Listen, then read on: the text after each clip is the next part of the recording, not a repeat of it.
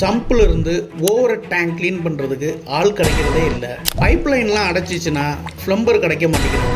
என்னதான் பிரச்சனை அப்படின்னு பார்த்தீங்க அப்படின்னா, உங்கள் வீட்டில் இருக்கிற கார்ப்பரேஷன் வாட்டரும் போர் வாட்டரும் தான் பிரச்சனை. இந்த கார்ப்பரேஷன் வாட்டரும் போர் வாட்டரும் அளவுக்கு அதிகமான மண் கலங்கள் இருக்கிறதுனால உங்கள் டேங்க் எல்லாமே வெள்ளையாக போடுற டேங்க் கூட கருப்பாக மாறிடுது.